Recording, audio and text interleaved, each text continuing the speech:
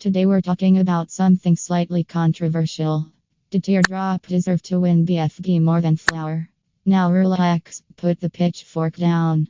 This is not a hate video. This is a let's actually think about this for a second video. Because yes, Flower won. And yes, she had her big redemption arc. And yes, she generously gave Gelatin part of the prize. Very kind. Very wholesome. Very oh look at me, I won, I'm so nice, here's half my prize. Everybody clap, but we're also just gonna pretend she wasn't barely surviving eliminations half the season. We're just gonna ignore that she used to be one of the most hated contestants in season 1. Meanwhile, Teardrop makes final 3 without speaking one single word. And somehow that feels more impressive. Alright, let's actually look at Flower in battle for BFDI. Because people act like she dominated the season. She didn't dominate, she survived. There's a difference. Remember when she was up for elimination against Taco? She survived by 1 vote. That's not fan favorite icon energy, that's refreshing the vote count and sweating. If literally one person changes their mind, the entire finale changes. That's how thin the margin was.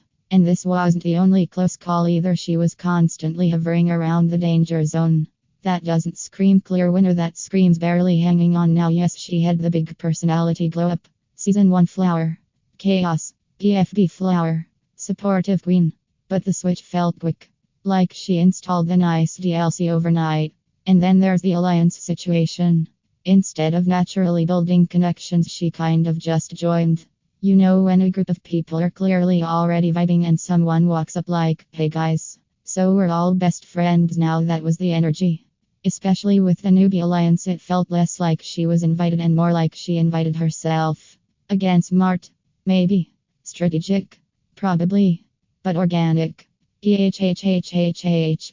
It felt like she saw the power structure and went, yeah, I'll be part of that, and look, it worked. But when you compare that to someone who built trust quietly over time, that's where the debate starts. Now let's talk about Teardrop in battle for BFDI. Because this is where things get interesting. Teardrop made it to the final 3 without speaking at all. No confessionals. No emotional speeches. No guys I've grown so much moments. She just locked in.